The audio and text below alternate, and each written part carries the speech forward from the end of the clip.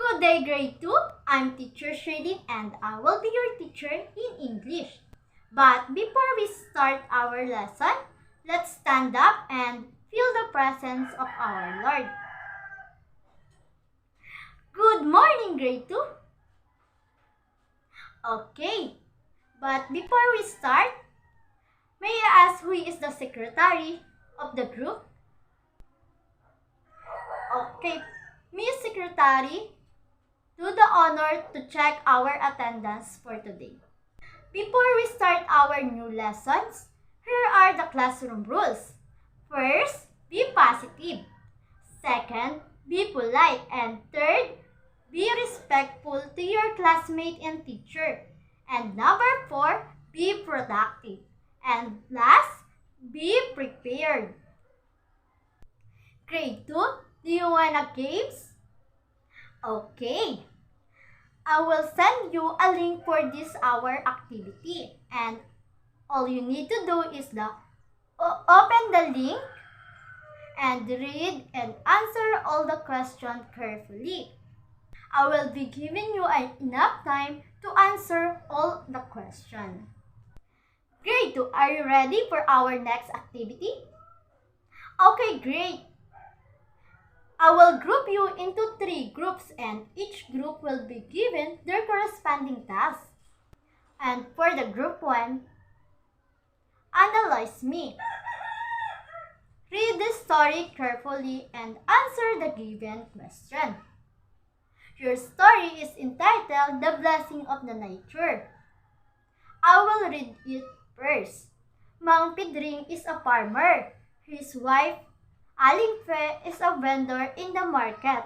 They have 2 children. They love their children very much. On Monday, Mang Pedring and Aling Fe sold 22 vegetables. On Wednesday, they sold 31 vegetables. On Friday, they sold 50 vegetables in the market. They keep the money to buy a food for their family. Mang Pedring and Aling Fe love their children very much. For that story, it has 3 questions that the group 1 will be answering. And the group 2, table me. Using the story The Blessing of Nature, put in the table the data that mentioned in the story. Our table title is Mang Pedring and Aling Fe sold vegetable. And for the third group, fill me. Using this graph, fill out the table below by its corresponding number. Activity, I will send it to our GC or group chat to enable you to view this activity or to have you a copy of these groupings activities. Of your group will choose 2 members and 1 for presenter and 1 for who will share the presentation or the captured image of the activity you do. Give me a thumbs up if you are ready to present your group activities. Okay, you may now start your presentation. Thank you, presenter. All of you has a great and creative ideas on presenting your group activities. And now, look at the picture on the screen. Can you identify which is the graph and which is the table in those pictures?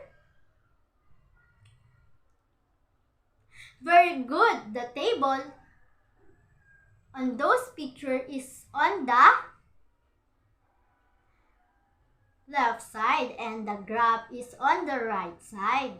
Now, I have here a story. All you need to do is to listen carefully. Today, my family and I visited the farm of Mang Pedro.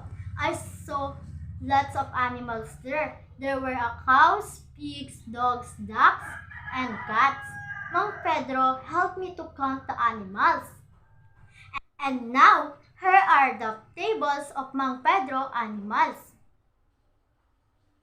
And now, here are the questions, and all you need to do is to answer based on the table on the screen. First is, what the table is all about. Very good. The table is all about the number of Mang Pedro's animals in the farms. Second, what animals did you see in the table? Very good. The animals in the table is the cow, pig, dog, duck, and cat. Next, how many animals in the farm of Mang Pedro? Okay. The animals in the farm of Mang Pedro are the 2 cows, 4 pigs, 2 dogs, and 5 ducks, and lastly, 3 cats. Now we will start our discussion about the bar graphs in the tables. A graph shows the information by presenting its a shape, present fact which allow you to compare things more easily. So let's go to bar graph. So for your class, what is the bar graphs? Okay, a bar graph is a type of graph or chart that compares information through the use of horizontal or vertical graphs. And here are those examples of bar graphs. As you can see, there's a lot of data here on the bar graph. We can use also different color, types of different illustrations to show a bar graph. And next, so let's define next is the table. A table is a set of facts or figures that display in the systematic way. And here are the samples of tables. In tables, you can see the numbers of categorizations and the kind of data we compared. Always remember that graph and table, they are the visual representation and they are used to organize information to show pattern and relationship. And next, a bar graph or a table is having its corresponding part.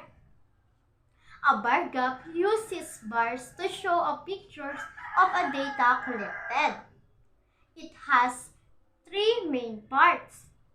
It's the title. The title is located into upper part of the table or the graph.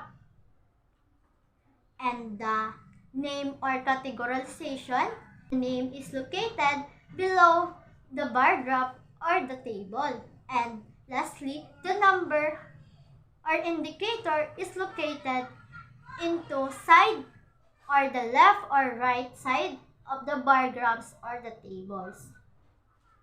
And now, we are done discussing the bar graph and the table. I have here another set of activity. All you need to do is to read and complete the information needed in the graph based on the story. Answer it in your paper.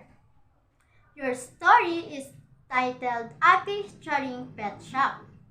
Ate Charing likes pets, she takes care of animals, and she loves them very much. One day, she opened her own pet shop. He has 20 cats. He has 20 cats, 40 dogs, 15 birds, 10 turtles, and 25 fishes. She loves them all very much. And now you can see in the screen the table you need to answer. For our next activity, your evaluations, fill out the graphs with its corresponding data and label it. You may pass this activity in our Facebook group chat. For your assignment, make a list of all animals around you and count them each. Put it into a graph and table.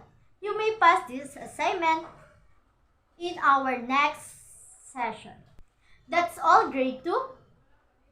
I hope you learned a lot from our discussion today.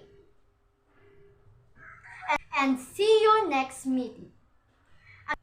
Again, I'm Teacher Shirley, your teacher in English. Goodbye, grade 2.